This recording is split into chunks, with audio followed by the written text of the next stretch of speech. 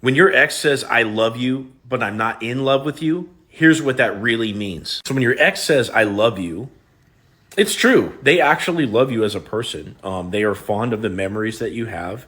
They want you to do well in life. They want you to go and thrive. They want you to live your best life, be happy. They want the best for you.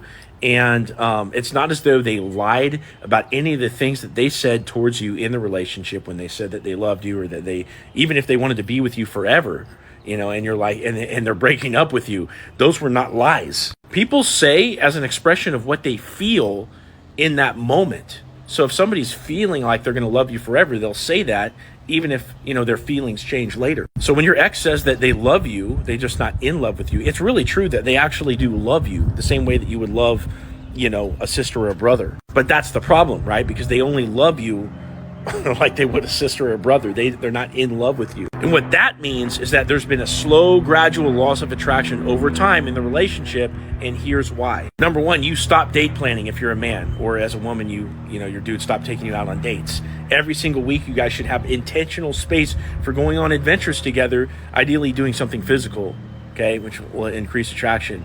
But you have to go on dates every week or every other week. Maybe you lost your edge. So if you're a man, you're not out there making money. Maybe you're not in the gym. You don't have something that gives you force out in the world, and you've gotten lazy. It could be that you started chasing too much. So somehow or another, you were getting more out of the relationship than what your partner was getting, and you were seeking their attention more. You started to become the person to text first all the time, and they weren't putting in an effort.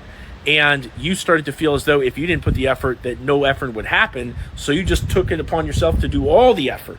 And the last way that people can lose attraction is when they don't feel heard and understood. So if your partner's brought issues up to you multiple times, you haven't made them feel heard and understood, and you haven't communicated through those issues, and now they're starting to close off because they think that it's a lost cause or that it's not safe to communicate with you, they can lose attraction for that reason as well. So when they say, I love you, but I'm not in love with you, you've lost their attraction. And now you have to accept the breakup. Once you accept the breakup, you go no contact. You stop messaging them, liking their posts. You do nothing, no attention in their direction whatsoever. And you let them live with the consequence of that choice, which is to miss you. Once they missed you for long enough, what happens next is that they'll start to put out feelers and see if it's safe to kind of either come back or just kind of see what you're up to. Now from there, if you play your cards right, you can end up getting back together with this person. And this time around, you're not going to lose your edge. You're not going to overchase. You're not going to make these mistakes that lead to a gradual loss of attraction. Now, if you want help with all this, click on my profile and then click the link in my profile and choose one of these options to work with me and get your situation addressed.